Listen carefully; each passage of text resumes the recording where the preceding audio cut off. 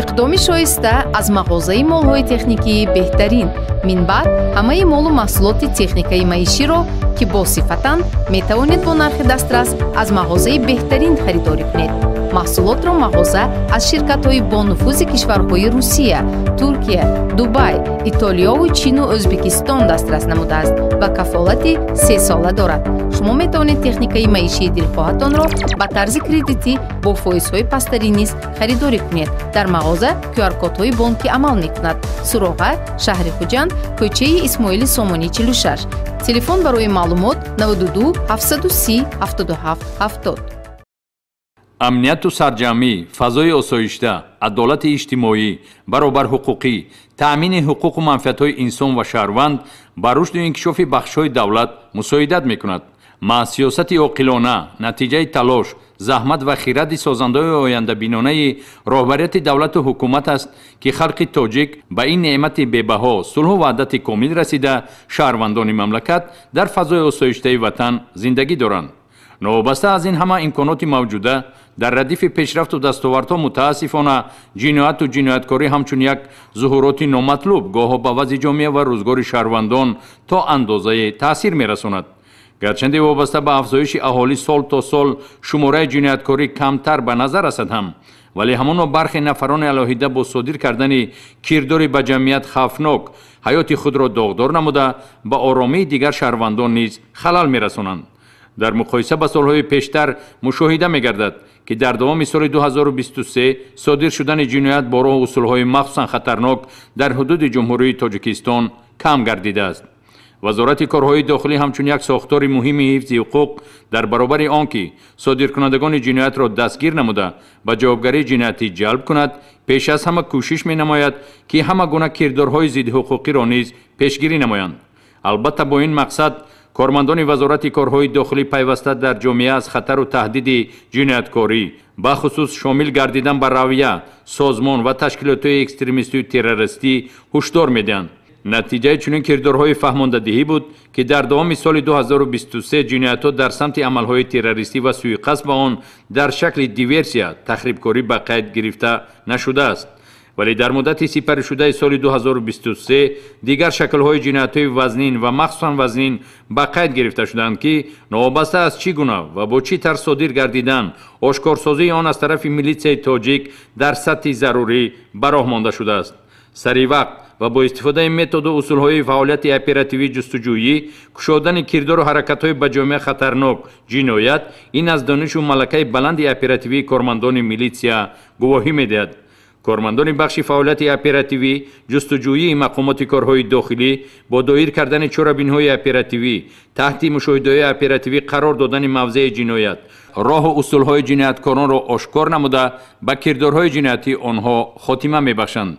яке аз ҷиноятҳои басо ташвишоваре ки бевосита дар заминаи содир шудани он саломатии аҳли сайёра осеби ҷиддӣ мебинад ва манбаи сармоягузории дигар шаклҳои ҷиноятҳои махсусан вазнин аз қабили терроризми экстремизм ва гардиши ғайриқонунии силоҳ аст.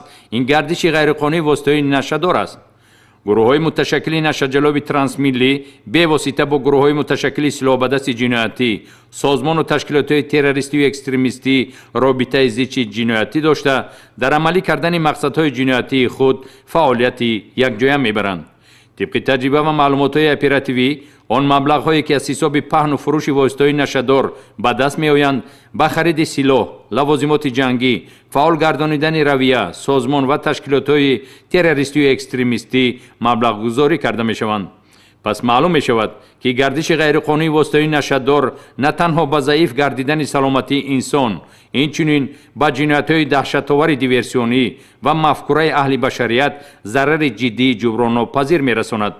дар рафти фаъолияти оперативии хизматӣ, ҳамасола вазорати корҳои дохилии ҷумҳурии Тоҷикистон фаъолияти ҷиноятии нашаҷалобон, бахусус гурӯҳҳои муташаккили нашаҷалоби трансмиллиро барбод дода, дар ин замина аз онҳо миқдори зиёди воситаҳои гуногуни нашадор мусодира мегардад. аз ҷумла дар натиҷаи як амалиёти оперативӣ, кормандони раёсати кофтгоҳи ҷиноятии вазорати корҳои дохилӣ фаъолияти ҷиноятии як гурӯҳи муташаккили нашаҷалоби трансмиллиро дар ҳайати 5 нафар ошкор ва дастгир карда, аз онҳо 104 килограмм воситаҳои нашадор дарёфт ва мусодира намуданд. роҳбари ин гурӯҳи муташаккили нашаҷалоби трансмиллӣ шаҳрванд Шарипов Абдуманон Муҳиддинович бо лақаби Манон ва аъзоёни ин гурӯҳи ҷиноятпешаи нашаҷалоб Сафаров Искандар, Юсупов Суҳроб, Фозилов Неъматулло ва Шарипов Муҳаммад мебошанд. роҳбари ин гурӯҳи ҷиноятпеша Шарипов Абдуманон воситаҳои гуногуни нашаддорро ба воситаи гурӯҳҳои нашаҷалоби афғон тариқи қочоқ ба даст оварда на танҳо дар ҳудуди ҷумҳурии Тоҷикистон паҳн мекард, ҳамзамон аз шаҳри Душанбе ба вилояти Суғд ва хориҷи кишвар интиқол медод. ба ин монанд гумонбаршуда Абзалов Жанибек Қубатбекович соли таваллудаш 1992 зодаи ноҳияи Мурғоби вилояти Мухтори Кӯҳистони Бадахшони ҷумҳурии Тоҷикистон истиқоматкунандаи шаҳри Оши ҷумҳурии Қирғизистон бо роҳнамоии шарикони ҷиноятиаш аз ҷумҳуриҳои ҳамсоя ба Тоҷикистон омада бояд 57 килограмм воситаи нашадори нави ҳашишро ба ҳамсоя кишвар интиқол медод, дастгир карда шуд. далели дигар шаҳрванд Холмадов Исо Шерхонович соли таваллудаш 1962 сокини деҳаи ҳаёти нави ноҳияи Мирсаид Алӣ Ҳамадонии вилояти Хатлон ки дар олами ҷиноят бо лақаби мудири Исо маъруф аст, ҳангоми ба муомилот баровардани воситаҳои нашадор дар ҳаҷми 92 килограмм дар ҳудуди шаҳри Душанбе дастгир карда шуд. тахминан як 10-15 сола ки ба ҳамин хариди фурӯши маводи ходира саркор дорам. шавғали Авғустон ба пеши ман омад, мо қатъи маслиҳат кардем, қатъи оҷиғулон маслиҳат кардем ки мара пешниҳод кард ки ма тахминан 80-90 килограмм нави афён дорем ки ҳамеро мара хариди фурӯш кард бите. баъд ман розӣ шидам, ҳамин чиза ай дасти ҳамон қабул кардам. тахминан 4 халта қабул кардам ба миқдори 80-90 кило. ҳамин оварда дар территорияи фермаи ҳамин гӯспандор дар дараи Кардон таҳия карда пинҳон кардам. дар идомаи коркардҳои оперативӣ ҳаммаслаки дигари номбурда шаҳрванд Акбаров Наҷмиддин Аламович дастгир карда шуда аз манзили истиқоматии ӯ воқеъ дар ноҳияи Сино маҳаллаи Испечак дар ҳаҷми махсусан калон 170 килограмм воситаҳои нашадори нави метафетамин ва ҳашиш дарёфту мусодира карда шуд. дар раванди чорабиниҳои оперативӣ тафтишотӣ, иншоот, нақлиёт, хоҷагиву марказҳои хизматрасонӣ, хоҷагиҳои кишоварзӣ, чорвоёни тозиву калони ширдеҳ ва майда ки шумораашон ба 5000 мерасад ба гумонбаршуда Исо Холмадов мансуб буданд муайян карда шуд. ин нашаҷалоб наздики 4000 гектар заминҳои таъиноташон кишоварзиро дар ҳудуди ноҳияҳои Мир Саид Алӣ Ҳамадонӣ ва Шамсиддин Шоҳини вилояти Хатлон аз ҳисоби фурӯши наша ба даст оварда, инчунин шумораи зиёди автомошинаҳои гуногун тамғаи арзишманд, якчанд техникаҳои кишоварзӣ, нуқтаҳои фурӯши сӯзишворӣ, мағоза ва дигар иншоотҳое ки барои парвариш ва нигоҳубини чорво пешбинӣ шуданд, садҳо миллион сомониро ташкил медиҳанд бо роҳи ҷинояти нашаҷалобӣ соҳиб шуда буд ба манфиати давлат рӯёнида шуд. ҷомеа хуб огаҳ аст ки охирҳои моҳи апрели соли 2023 кӯшиши амали террористӣ аз ҷониби ҳаракати Толибон бо истифода аз ду шаҳрвандони ҷумҳурии Тоҷикистон дар мавзеи Язғуломи ноҳияи Ванҷ барбод дода шуд. дар ин амалиёти безараргардонӣ дар радифи дигар кормандони мақомотҳои қудратии мамлакат саҳми вазорати корҳои дохилӣ назаррас буда, ҳайати воҳидоти таъиноти махсус ва раёсатҳои оперативии вазорати корҳои дохилӣ бо ҷасорату малакаи баланди касбӣ бе талафот амалиёти безараргардонии террористонро муваффақона ба анҷом расониданд. мақсади ҳамешагии роҳбарияти олии кишвар ин сарҷам ва як иттиҳоди комил сохтани миллат аст. новобаста аз он ки баъзе аз ҳамватанони мо аз ҷониби иттиҳоду ташкилотҳои экстремистию террористӣ фирефта шуда ба амалиётҳои мусаллаҳонаи кишварҳои чун Ироқу Сурия ва Афғонистон ҷалб гардида буданд, дар доираи пешбинӣ намудаи қонун бо кӯшиши кормандони вазорати корҳои дохилӣ ва дигар вазорату кумитаҳои дахлдор шумораи зиёди ҳамватанони мо аз хориҷ ба ватан баргардонида шуданд. дастгир кардани гумонбарони ҷиноят содир карда ё худ шахсони дар ҷустуҷӯи расмӣ қарор дошта яке аз самти муҳими фаъолияти кормандони милитсия ба ҳисоб меравад. дар ин самт метавон аз натиҷаҳои назарраси оперативии кормандони мақомоти корҳои дохилӣ ёдовар шуд. дар дастгир намудани ҷинояткорони махсусан хафнок бахусус аъзоёну пайравони ташкилотҳои экстремистию террористӣ саҳми кормандони вазорати корҳои дохилӣ назаррас аст.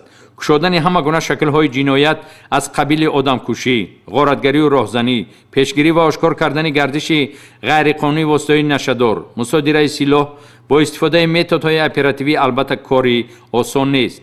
چونکه جنایتپیشگان نیز هر لحظه برای عملی کردن مقصدهای خطرناک خود راه و واسطه‌های نوی جنایتکاری را استفاده می‌نمایند. سنه 23 ایون سال 2023 جنایت آدمربایی را که در نسبت معاون رئیس جمعیت سهامی کشاده اوریون بانک اسمت‌الله شهرت یک گروه متشکل جنایتی صادر کرده بودند و عاقبت به جنایت مخصوصاً وزنین آدمکشی انجام یافت، در آشکار معین و دستگیر کردن اعضایان گروه متشکل جنایتی کارمندان وزارت کارهای داخلی سهمی با سزا دارند.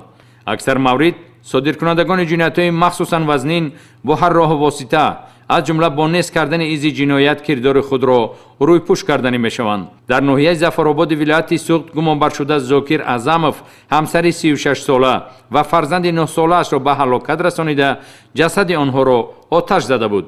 سربستگی جنایتی مخصوصاً وزنین دیر دوام نکرده با سازمان دادن گروه کاری از حساب کارمندان با مهارت اپراتیوی در ولایت سوخت اسرار جنایت خونین آشکار گردید.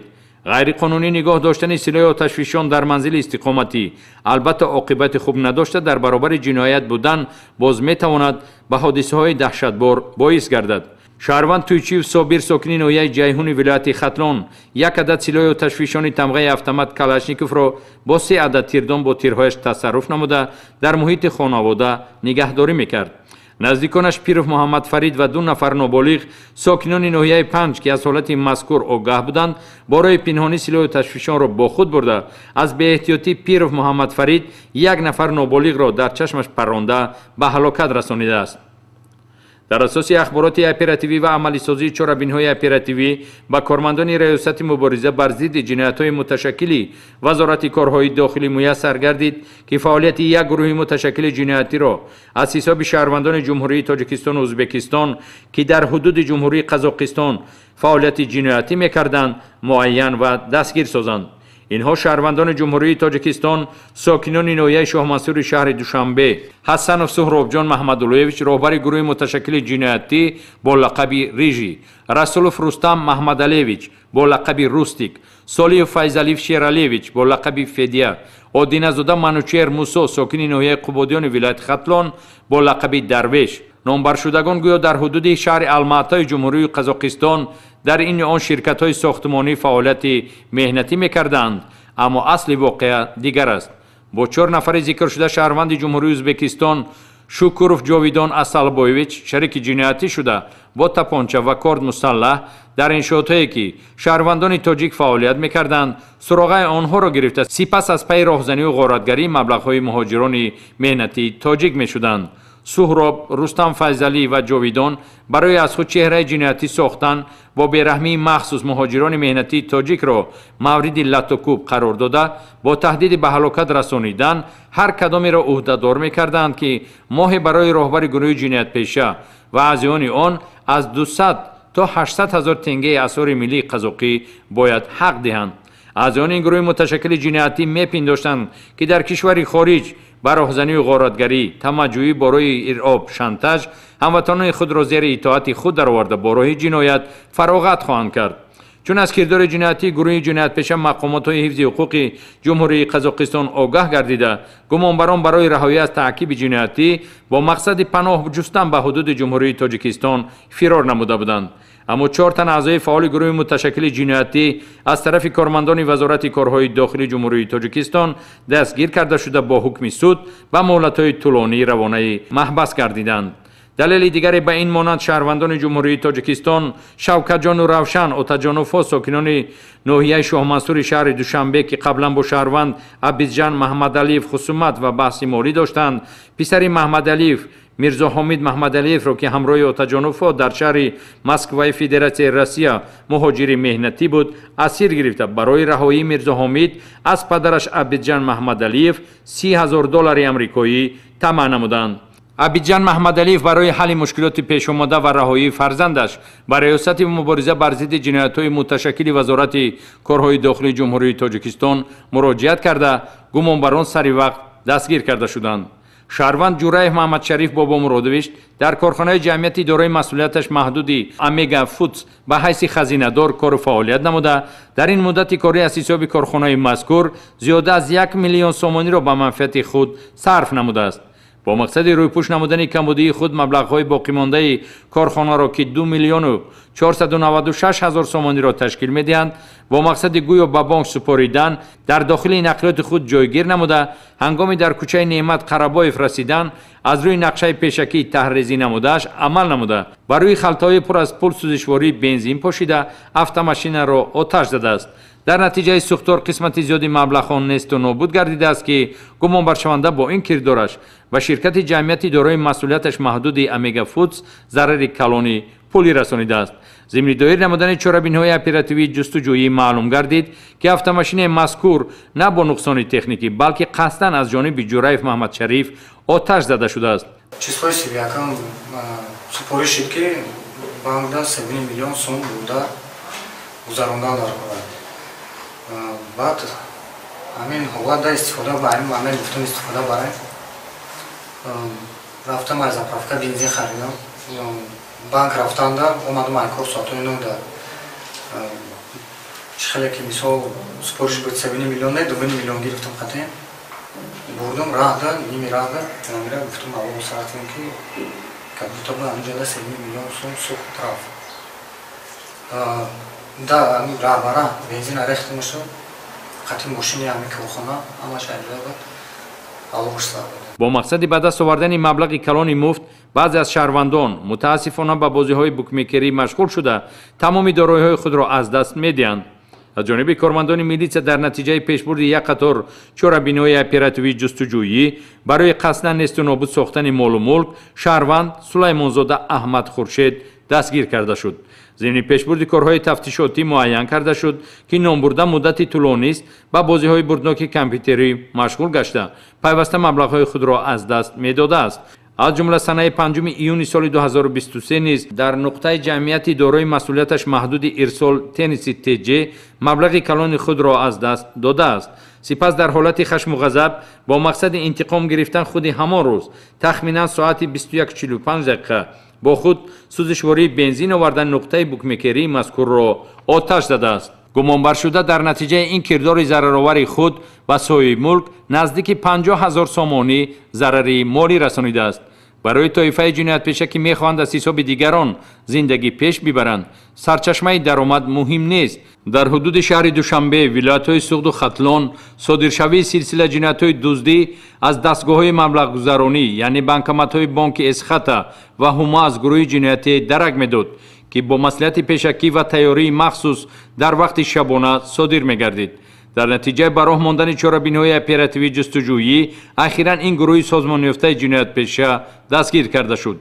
در نتیجه معین کرده شد که راهبری این گروه جنایتی را شهروند حسن و فرهاد استقامت کننده ناحیه تیمورملک ولایت ختلان که قبلا برای صادر نمودن جنایت دزدی سود شده بود بر عهده داشته با جلب شهروندان قربان شهرت و ظهورزاده مونیس این گروه را سازمان داده است. نامبردگان با تیاری مخصوص با تجهیزات برنده و شکننده و در روی نقاب و دستپوش شبانه اساساً دستگاه‌های خودکار مبلغ گذرانی را هدف جنایتی خود قرار دادند. این گروه جنایت پیشه با مقصد از جوابگری پنهان شدن توسط автомашина خود تمغه آپل مکان جایگیرشوی بانکمات‌ها را معین نموده جنایت‌های دزدی را در مدت‌های گوناگون و مکان‌های مختلف صادر نمودند. از جمله یک مدت در حدود شهر دوشنبه و بعد گذشت وقت معین در حدود ولایت ختلان و ولایت سوخت جنایت‌های دزدی را نیز صادر کردند.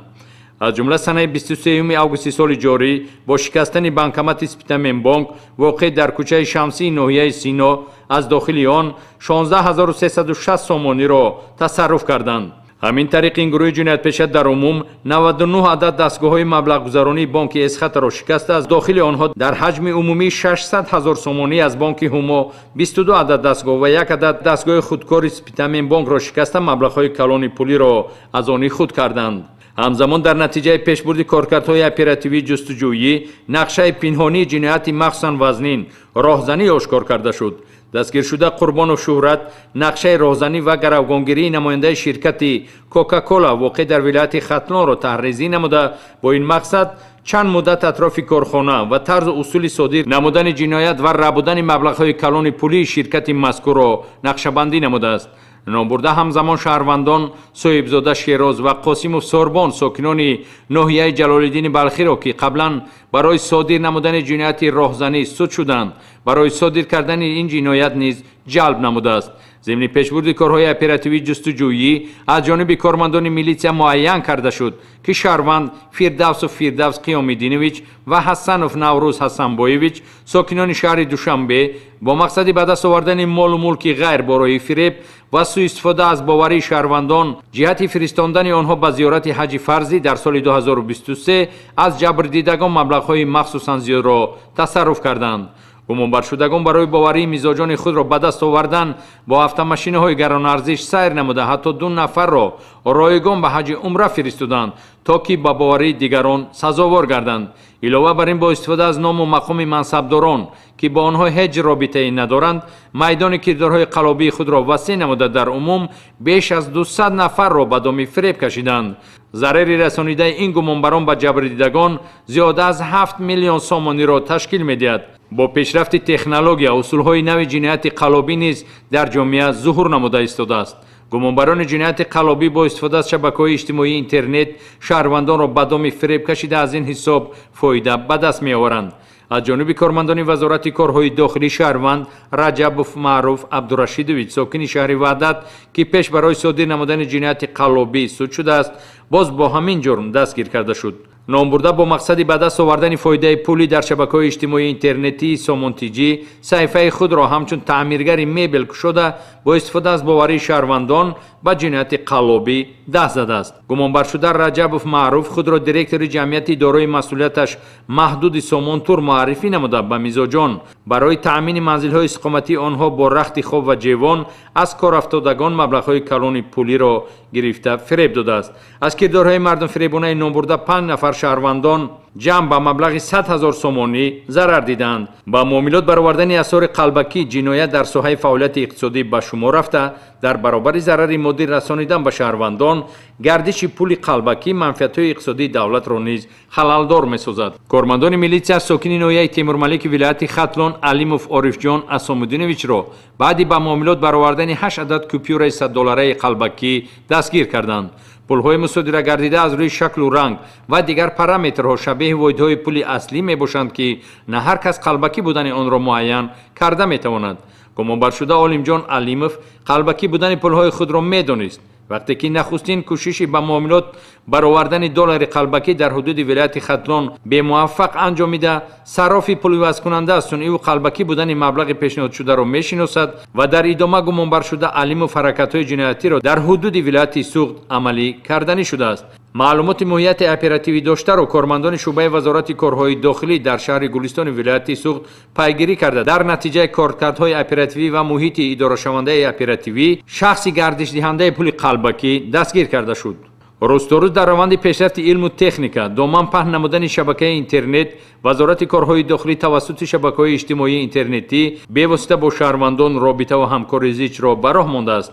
شهروندان با باوری به واسطه شبکه‌های فیسبوک، وایبر، ایمو، واتساپ، ویچت، تلگرام و دیگر شکل علاقه‌های اینترنتی اوید به ویران گردیدن طلبات قانون از جانب دیگر شهروندان معلومات، عکس یا نوار ارسال می‌نمایند که از جانب مسئولین وزارت کارهای داخلی و جزء تام‌های آن در حال مورد بررسی قرار گرفته از نتیجه اش توسط سامانه‌های اینترنتی وزارت کارهای داخلی معلومات داده می‌شود.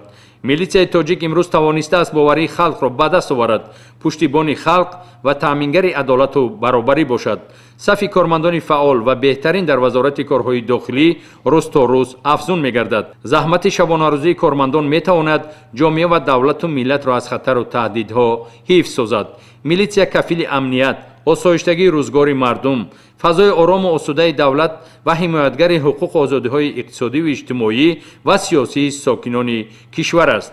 با افتخار و شکر با سر بلند و زبان برا صادق به سوگند کسبی جانثار این سرزمین مقدس وطن وعده می‌دهیم که نمی‌گذاریم پای ناخلف به خاک پاک اجدادی ما راه یابد. وطن، استقلال، وحدت و شکوه فرح افزایت جاویدان پاینده بود. иқдоми шоиста аз мағозаи молҳои техникии беҳтарин. Минбаъд ҳамаи молу маҳсулоти техникаи маиширо ки босифатанд метавонед бо нархи дастрас аз мағозаи беҳтарин харидорӣ кунед. маҳсулотро мағоза аз ширкатҳои бонуфузи кишварҳои Русия, Туркия, Дубай, Итолиёву Чину Ӯзбекистон дастрас намудааст ва кафолати 3 сола дорад. шумо метавонед техникаи маишии дилхоҳатонро ба тарзи кредитӣ бо фоизҳои пасттарин низ харидорӣ кунед. дар мағоза QR-кодҳои бонкӣ амал мекунад. Суроға, шаҳри Хуҷанд, кӯчаи Исмоили Сомонӣ 46. Телефон барои маълумот 92 730 77 70.